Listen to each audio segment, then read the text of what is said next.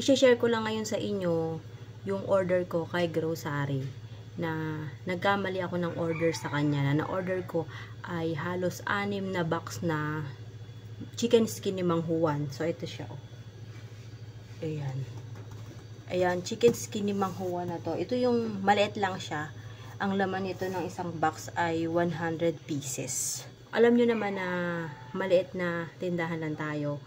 Yung pang retail lang, hindi tayo nag-wholesale, kaya hindi ako talaga bumibili ng napakaraming box. Bumili man ako ng per box, ayun yung mga fast moving item lang at isa-isang box lang, hindi yung 6. So dito naman nag-order ako kay grocery. Yun, malapit na kasi magpiyesta nun sa amin. Pipiyesta sa amin ng September 9 and 10.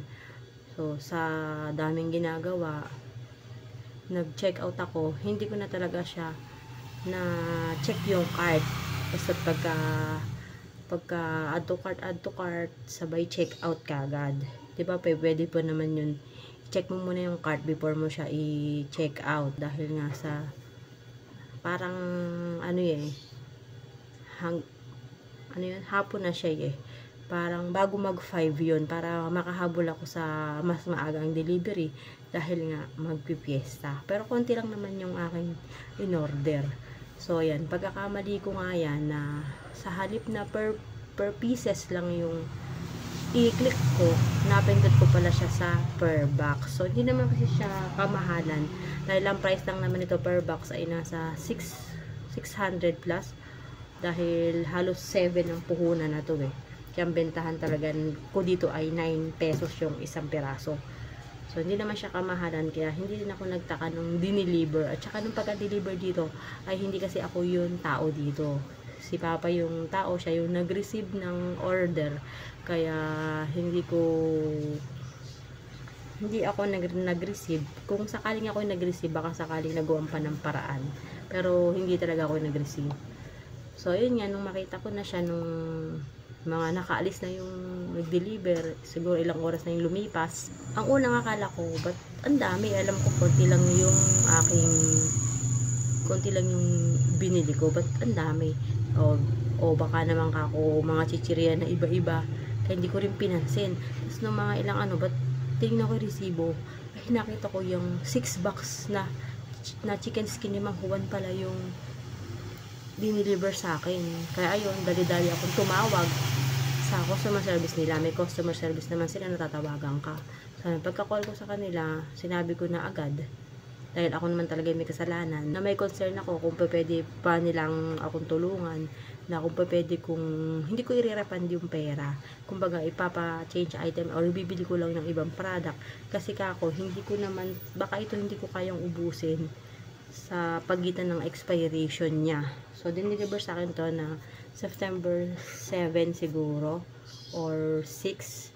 Ang expiration pa naman niya ay November ba or October. So, matagal pa naman. Pero, para sa isang maliit na tindahan na nagre-retail lang ako, hindi ako nag-wholesale, baka hindi ko to kaya talagang ubusin yung 6 na box. So, ito yung 6 na box, papakita ko sa inyo. So, ito yung isang box nga. Tapos yung isa, hindi ito yung bawas na to. Kasi naka-display ko na dyan sa mga displaying ko yan.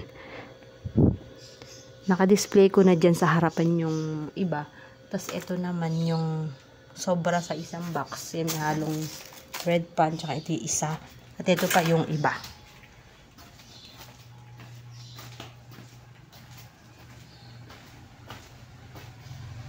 So, ayan. So, ayan siya. Ang dami niya. Ayan, 1, 2, 3, 4. Tas 5 yung pinakita ko dun buo. At tas pang-6 nga yung naka-display ko na. So, hindi ko nga lang alam kung maubos ko to hanggang bago siya mag-expired. So, sana naman maubos ko siya hanggang bago mag-expired. Pagka talagang malapit na, kaysa naman masayang, wala tayong magagawa, kundi i-sale na lang natin siya. Parang i-buy one take one natin para maubos agad. So, ngayon, ang gagawin ko ay hindi ko pa siya i-sale, buy one take one para makabawi-bawi pa man tayo. So, i-sale ko pa siya ng regular price niya. Hindi ko na hindi ko na ina 9, i-8 na lang para mas medyo mabilis. So ngayon pagka yan ay malapit na mag-expire, tsaka natin i-buy one take one, pwede na siguro yung 10 pesos dalawa. So malulugi na talaga tayo. So ayan, kesa nga itapon natin or pag na-expired na, syempre hindi naman na yan ubrang kainin at lalong hindi na yan bibilin kahit pa buy one take one yan. Sana kung abot pa siya ng magpapasko, yan nagkapamigay naman talaga mas na bata, pwede yun, kaso hindi nga siya aabot. So ayan, November 10 ang expiration. Kaya hindi siya aabot. So, yun na lang ang gagawin natin. So, kaya nga, dito sa tindahan, hindi puro tubo. Minsan, meron ka din na darating na lugi.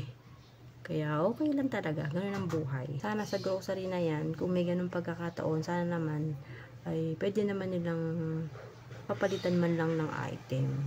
So, yun nga, hindi nga pa pwede. Kaya, no choice.